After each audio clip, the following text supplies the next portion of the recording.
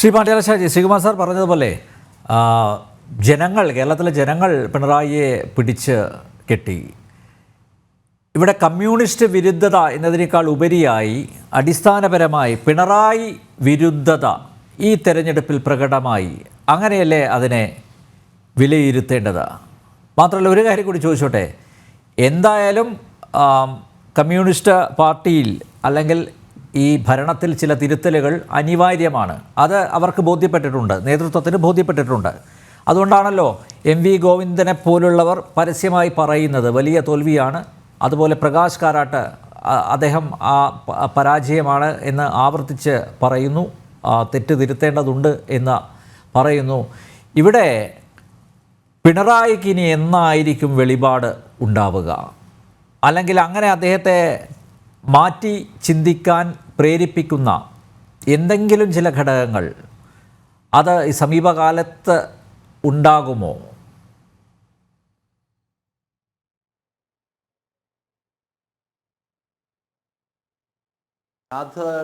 ഒരു കാരണവശാലും ഇല്ല മിസ്റ്റർ നമ്പ്യാർ. രണ്ട് കാരണങ്ങളാലാണ്. അടിസ്ഥാനപരമായി അയാൾ ഒരു ഇടതുപക്ഷക്കാരനല്ല. ഇടതുപക്ഷക്കാരനല്ല, അത് കൺഫേംഡാണ്. ഇടതുപക്ഷക്കാരനല്ല അയാൾ. ഈ ഇടതുപക്ഷക്കാരനല്ലാത്ത ഒരാൾ ഈ പാർട്ടിയിൽ വന്നത് തന്നെ എന്തിനാന്ന് പറഞ്ഞാൽ പിന്നെ അതായത് ഇതിൻ്റെ സംഘടനാപരമായ ഒരു രൂപത്തെ ഉപയോഗിച്ച് അങ്ങേയറ്റം ജനാധിപത്യ വിരുദ്ധമായി ആളുകളെ മർദ്ദിക്കാനുള്ള ഒരു ഉപകരണമായി മാറ്റിത്തീർക്കുകയെന്ന വളരെ ബോധപൂർവമായ തീരുമാനത്തിൻ്റെ ഭാഗമായി മാത്രമാണ് അയാൾ ഈ പാർട്ടിക്കകത്ത് നിലനിൽക്കുന്നത്. ഇവരൊന്നുമല്ല. മറ്റൊരു പാർട്ടിയിലാണെങ്കിലും ഇയാൾക്ക് ആ പാർട്ടിക്ക് നിലനിൽക്കേണ്ട സാധ്യത ചാവിട്ടി പുറത്താക്കിയിട്ട പണ്ട് ജാമ്പാൻ കാഴ്ച ചാടി പുറത്താക്കിയിട്ട വേണം. കാരണം ഇത്രയേറെ നോൺ ഡെമോക്രാറ്റിക് അല്ല, എത്രയേറെ ആൻറ്റി ഡെമോക്രാറ്റിക് ആയിരിക്കുന്ന ഒരാൾ.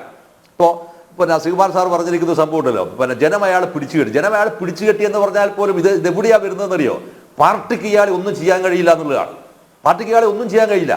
അതിൽ ഏറ്റവും പ്രധാനപ്പെട്ടിരിക്കുന്ന വിഷയം നമ്മൾ ചർച്ച ചെയ്യുന്നത് തെരഞ്ഞെടുപ്പ് പരാജയത്തിൻ്റെ വിഷയം മാത്രമാണ് ഈ പാർട്ടി സംസ്ഥാന കമ്മിറ്റി സെക്രട്ടേറിയറ്റ് ചർച്ച ചെയ്യുന്നത്. യഥാർത്ഥത്തിൽ ഇവിടെ ഏറ്റവും ഗൗരവപരമായി ചർച്ച ചെയ്യേണ്ടിയിരിക്കുന്ന ഒരു വിഷയം, കേരളത്തിനകത്ത് അനിയന്ത്രിതമായി പണം ചിലവഴിക്കാനുള്ള അവകാശം ഇയാൾ എങ്ങനെ വാങ്ങിയെന്നും അതിൽ എന്തായിരുന്നു വാസ്തവത്തിൽ ബെനിഫിറ്റ് എന്ന വിഷയമാണ് ചർച്ച ചെയ്യേണ്ടത്. അതിലെന്തായിരുന്നു പിന്നെ material benefit? Communist Party of India മാർക്സിസ്റ്റിൻ്റെ പിന്നെ ഫണ്ടിലേക്ക് ഒരു ഉറുപ്പ്യ ഉണ്ടോ പരിശോധിക്കേണ്ടതാണ്. അതല്ലെങ്കിൽ AKG സെൻറ്ററിലേക്ക് പോയിട്ടുണ്ടോ? അതും പരിശോധിക്കേണ്ടതാണ്. സ്വാഭാവികമായി നമുക്ക് എത്തിച്ചേരാവുന്ന ഒരു നിഗമനം, ഇത് രണ്ടും സംഭവിച്ചിട്ടില്ല.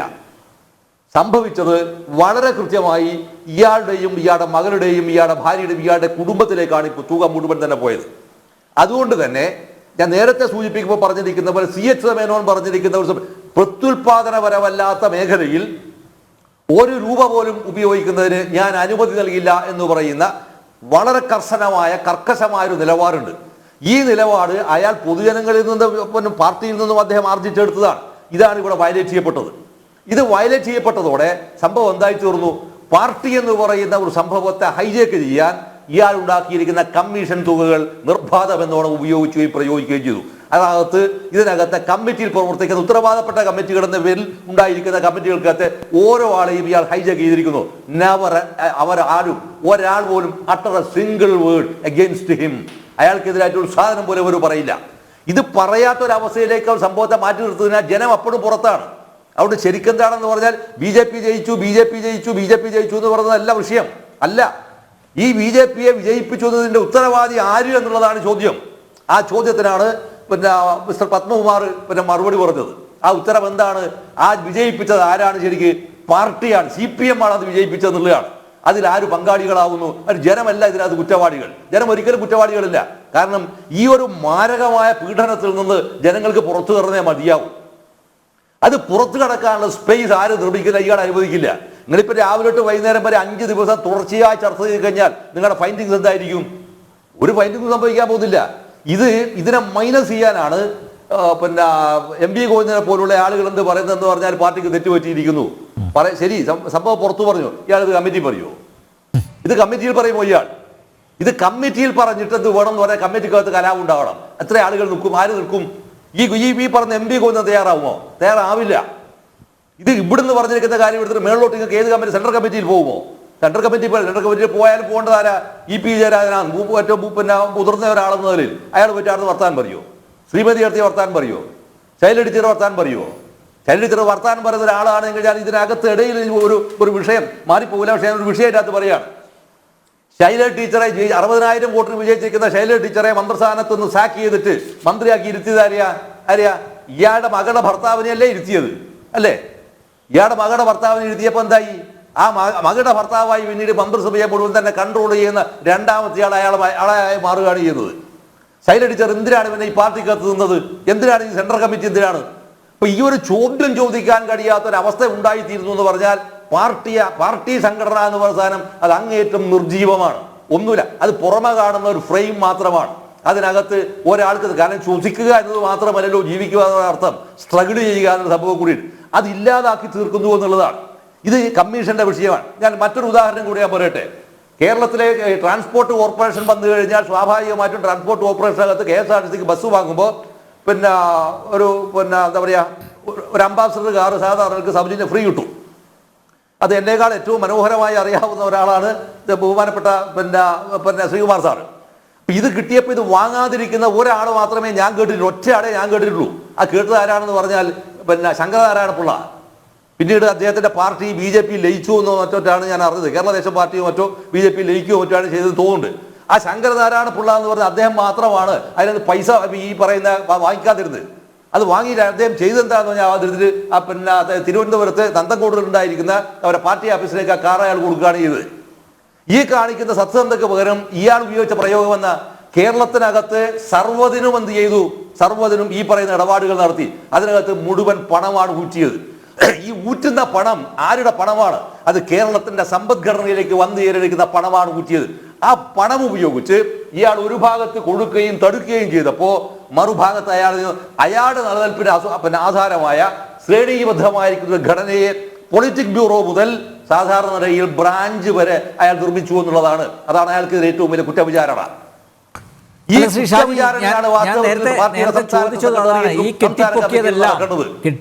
നടക്കുന്നതിന് പകരം മറ്റു കാര്യങ്ങൾ ചർച്ച ചെയ്യുന്നു.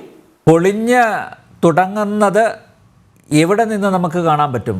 കെട്ടിപ്പൊക്കിയതെല്ലാം എല്ലാ കാലത്തും ഇങ്ങനെ അദ്ദേഹത്തിന് പാർട്ടിയെയും അതുപോലെ ഭരണത്തെയും ഒക്കെ കൈയടക്കിക്കൊണ്ട് മുന്നോട്ട് പോകാൻ പറ്റില്ലല്ലോ. ഈ കെട്ടിപ്പൊക്കിയതെല്ലാം എവിടെ പൊളിഞ്ഞു തുടങ്ങും? ഇപ്പോൾ ഓരോ തെരഞ്ഞെടുപ്പ് കഴിയുമ്പോഴും ആ തിരിച്ചടി ഉണ്ടാകുമ്പോഴും പിണറായിയുടെ അധപ്പതനത്തിൻ്റെ അല്ലെങ്കിൽ പരാജയത്തിൻ്റെ തുടക്കം ഇതാണ് എന്ന് ഞങ്ങളെപ്പോലുള്ളവർ കരുതും. പക്ഷേ വീണ്ടും പിണറായിയുടെ അപ്രമാദിത്വം അതാണ് നമുക്ക് കാണാൻ സാധിക്കുന്നത്.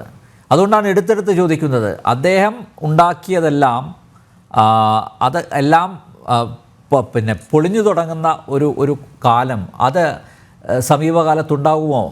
സമീപത്ത് ഉണ്ടാകുമോ എന്നുള്ളതാണ് എൻ്റെ ചോദ്യം.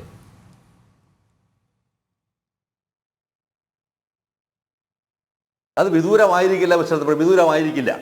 ഞാൻ നേരത്തെ ചർച്ചയുടെ തുടക്കത്തിൽ ഞാൻ പറഞ്ഞത് ബംഗാളിൽ തിരിച്ചു വരാനുള്ള സാധ്യതകൾ ഉണ്ട് എന്ന പേരിൽ കൊല്ലത്തുനിന്ന് പോയിരിക്കുന്ന ഒരു പഴയ SFI സഖാവും കൂടിയായിട്ടുള്ള ആളാണ് വാർത്തകൾ ദേശാഭിമാനിയിൽ എഴുതിയത്. തിരിച്ചു വരുമെന്നുള്ള പ്രതീക്ഷ വായനക്കാരിൽ മുഴുവൻ തന്നെ അവർ ഉണ്ടാക്കുകയും ചെയ്തിട്ടുണ്ടായിരുന്നു. പക്ഷേ 23 സീറ്റിൽ മത്സരിച്ചിട്ട് 20 സ്ഥലത്തും കെട്ടിവെച്ച പൈസയാണ് പോയത്. ത്രിപുരയിൽ ഇതാണ് സംഭവിച്ചത്. അപ്പൊ സെക്കൻഡ് ഫേസിലും പരാജയപ്പെട്ടെടുത്ത ഒരു സ്ഥലത്ത് തിരിച്ചു വരിക അസാധ്യമാണ്. സെക്കൻഡ് ഫേസിൽ പരാജയപ്പെട്ടിരിക്കുന്ന ചിത്രമാണ് ഇവിടെ വന്നത്. ഇവിടെയും വന്നിരിക്കുന്ന ഒരു വലിയ സമാനത എന്താണെന്ന് പറഞ്ഞാൽ, ബംഗാളിൽ തകർന്നപ്പോൾ എന്ന് പറഞ്ഞാൽ പാർട്ടി കേഡേഴ്സ് സമ്പൂർണ്ണമായി എന്ത് ചെയ്യാന്ന് പറഞ്ഞാൽ ഒരു പരിധിവരെ BJPയിലേക്കും ഒരു പരിധിവരെ തൃണമൂൽ കോൺഗ്രസിലേക്കുമാണ് പോയത്. ത്രിപുരയിലാകുമ്പോൾ എന്ന് പറഞ്ഞാൽ മൊത്തം കുത്തിയൊലിച്ച് BJPയിലേക്ക് പോവുകയാണ് ചെയ്തത്. ഈ ഒരു അവസ്ഥയുടെ ഒരു നിർമ്മാണ പ്രക്രിയയാണ് വാസ്തവത്തിൽ ഈ കേരളത്തിൽ സംഭവിക്കുന്നത് എന്നുള്ളതാണ് അത് ഏറ്റവും വിചിത്രമായ ഒരു കാര്യം.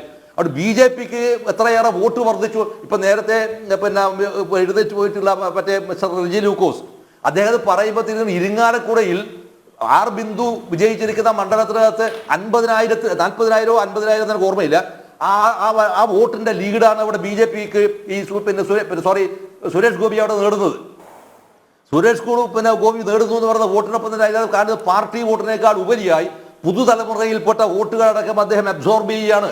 ചെറുതല്ല വിഷയം, അതിനെ അബ്സോർബ് ചെയ്യുകയാണ്. ഈ അബ്സോർബ് ചെയ്തിരിക്കുന്ന സ്പേസിനെ ഇനി പിന്നെ ആരാണ് അതിനെ തിരുത്താൻ പോകുന്നത്? അത് തിരിച്ചു പിടിക്കുക വലിയ ബുദ്ധിമുട്ടാണത്. വസ്തുത അതാണ്. ഈ വസ്തുതയെ യാഥാർത്ഥ്യത്തോടെ നോക്കിക്കാണുന്നതിന് പകരം അതിനെ മറ്റു രീതിയിൽ തെറി വിളിക്കുകയോ അല്ലെങ്കിൽ പിന്നെ അദ്ദേഹം ആരെയോ മറ്റെന്തോ വിളിച്ചു എന്ന് പറഞ്ഞ ഇതല്ല ചർച്ച. ആ ചർച്ചയിലേക്ക് കൊണ്ടുപോകാന്ന് പറഞ്ഞ അർത്ഥം ബേസിക് ആയ വിഷയത്തിൽ നിന്ന് മാറ്റുകയാണ് ചെയ്തത്. ഈ അടിസ്ഥാനപരമായ വിഷയത്തെ അഡ്രസ്സ് ചെയ്യാൻ കഴിയാത്തതുകൊണ്ടാണ് പിന്നെ അങ്ങനെയല്ലല്ലോ വിളിക്കാറുണ്ടായിരുന്നു, ഇങ്ങനെയല്ലേ വിളിക്കുന്നത്, ഇതല്ലല്ലോ ചോദ്യം. ഈ ഒരു തെരഞ്ഞെടുപ്പ് അജണ്ടയിൽ പോലും ചർച്ച ചെയ്യാൻ കഴിയാതിരിക്കുന്ന ഈ ഒരു വിഷയത്തിനകത്ത് ചർച്ച ചെയ്യാൻ കഴിയാത്തവർ എങ്ങനെയാണ് ഈ പറയുന്ന പിന്നെ മിസ്റ്റർ വിജയനെതിരായി പിന്നെ ഒരു പരാമർശം ഈ പറയുന്ന സീറ്റ് കമ്മിറ്റിക്കകത്ത് നടത്തുക? ഇദ്ദേഹത്തിന് ബ്രാഞ്ചിൽ നടത്താൻ കഴിയുമോ? നടത്തില്ല. ചോദിച്ചേ ഓർമ്മയുണ്ടാവും. അപ്പൊ ഇങ്ങനെ വരുന്ന ഒരു ചിത്രത്തിലേക്ക് പോകുമ്പോൾ ഒരു കാര്യം വളരെ ക്ലിയർ കട്ടാണ്. CPIM എന്ന് പറഞ്ഞൊരു പാർട്ടി അതിൻ്റെ പിന്നെ എന്താ പറയുക ആസന്ന മൃത്യുവിലേക്ക് അത് കടന്നിരിക്കുന്നു. ആസന്ന മൃത്യുവാണ്. അത് കഴിഞ്ഞു, സംഭവം കഴിഞ്ഞു. തിരിച്ചു വരാൻ മാത്രമുള്ള രാഷ്ട്രീയ ആയുധങ്ങളൊന്നുമില്ല. ഇവിടെ ഞാൻ ഒരു സംഭവം ഞാൻ പറയാണ്. തിരിച്ചു വരാനുള്ള ഒരു മെറ്റീരിയൽ വാസ്തവത്തിൽ പിന്നെ ഇടതുപക്ഷ ജനാധിപത്യ മുന്നണിക്കുണ്ട് എങ്കിൽ ആ മെറ്റീരിയൽ ഇപ്പോഴും കയ്യിൽ കിടക്കുന്നത് ഒരു പാർട്ടിയുടെ കയ്യിൽ മാത്രമാണ്. അത് CPIയുടെ കയ്യിലാണ്. വേറെ ആരെ കയ്യിലും ആ സാധനം, ആ മരുന്നില്ല. CPIയുടെ കയ്യിലാണ്. പക്ഷെ നിർഭാഗ്യവശാൽ ഈ ബിനോയ് വിശ്വം പോലും അതിനകത്ത് എടുത്തിട്ടുള്ള ഒരു സ്റ്റാൻഡ് എന്താണെന്ന് പറഞ്ഞാൽ നേരിട്ട് പറയുന്നില്ല. പക്ഷേ പിന്നെ അനിൽ നമ്പ്യാർ തന്നെ ഒരു തവണ പിന്നെ ദിവാരൻ സഖാവിനെ പിന്നെ ആയിട്ടുള്ള ഒരു ഇന്റർവ്യൂവിനകത്ത് അതിൻ്റെതായിരിക്കുന്ന ഒരുപാട് സിംറ്റംസുകൾ വളരെ കൃത്യമായി അത് റിവീൽ ചെയ്യുന്നുണ്ട്. ഇങ്ങനെ വരാവുന്ന ഒരു ചിത്രം ഉണ്ടാകുമ്പോൾ മാത്രമാണ് ഒരു പൊളിറ്റിക്കൽ ഫോഴ്സിന് സ്പേസ് ഉള്ളത്. CPIM എന്നൊരു പാർട്ടിയിൽ നിന്ന് അതിൻ്റെ തലമുറയിൽ നിന്ന് ഒരിക്കലും സാധ്യമല്ല. ആ സാധ്യമല്ലാത്തതിൻ്റെ പ്രത്യക്ഷമായ ഉദാഹരണമാണ് പിന്നെ കാലിക്കറ്റ് യൂണിവേഴ്സിറ്റിയിൽ നടന്നിരിക്കുന്ന തെരഞ്ഞെടുപ്പ്. ആ തെരഞ്ഞെടുപ്പ് വന്നതോടുകൂടി എന്ന സമ്പൂർണ്ണ നാശത്തിലേക്കാണ് പോകുന്നത്. സമ്പൂർണ്ണ നാശത്തിലേക്കാണ്. SFI എന്ന് പറയുന്ന സംഭവത്തെ പരിശോധിക്കാനുള്ള സ്പേസ് കൂടിയാണല്ലോ ആ തെരഞ്ഞെടുപ്പ്. DYFIക്ക് ഇത്തരം ഒരു സ്പേസ് ഇല്ല നമുക്ക് പരിശോധിക്കാൻ. അത് പരിശോധിച്ച് നോക്കിയാലാണ് അതിൻ്റെ കെട്ട് എടിയല്ല ഇളയിട്ടുള്ളത് മനസ്സിലാവുള്ളൂ. അതിൻ്റെ കെട്ട് സർവ്വസ്ഥലത്തും പോയതാണ്. പാർട്ടിയുടെ പിന്നെ കെട്ടെന്താണെന്നുള്ളത് പരിശോധിച്ച് തെരഞ്ഞെടുപ്പിൻ്റെ അകത്ത് വളരെ കൃത്യമായി ബോധ്യപ്പെട്ടു. പാർട്ടിയുടെ കെട്ടിളകിപ്പോയി, SFIയുടെ കെട്ടിളകി. പിന്നെ ഇടകാതെ കിടക്കുന്ന ഒരു മിഡിൽ ലെയർ എന്ന് പറയുന്നത് ആരാണെന്ന് പറഞ്ഞാൽ DYFI മാത്രമാണ്. ആ DYFIയുടെ ലെയറും ഇതുപോലുള്ള എന്തെങ്കിലും തരത്തിലുണ്ടായിരിക്കുന്ന ഒരു എന്താ പറയുക ഒരു പരീക്ഷണം നടത്തുകയാണെങ്കിൽ ആ പരീക്ഷണത്തിൽ അവർക്ക് സാധ്യമാവില്ല.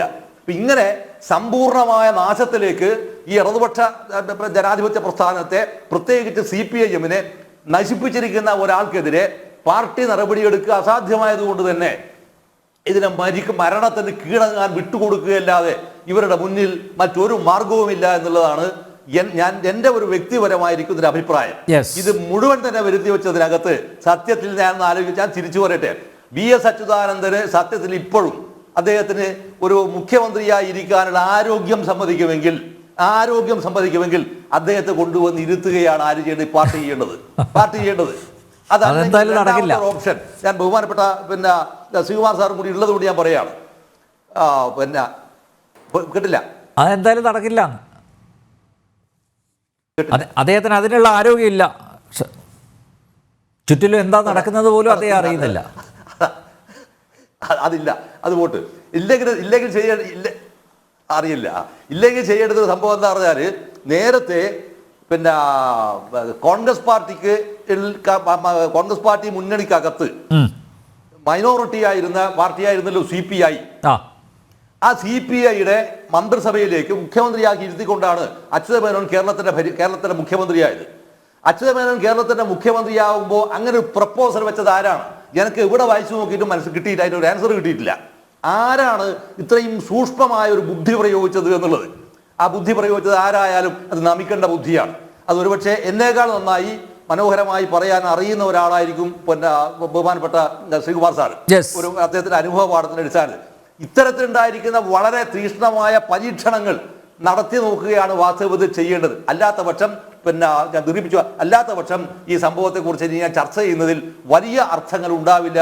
കാരണം ഇത് ഏതാണ്ട് അതിൻ്റെ ഓൾമോസ്റ്റ് പിന്നെ അവസ്ഥയിലേക്ക് സംഗതി വെന്റിലേഷനിൽ കയറ്റിയത് കൊണ്ടും കാര്യമില്ലാത്തൊരവസ്ഥയിലേക്ക് സംഗതികൾ മാറിയിരിക്കുന്നു എന്നാണ് എൻ്റെ വ്യക്തിപരമായ ഒരു അഭിപ്രായം മിസ്റ്റർ പിന്നെ നമ്പ്യാർ.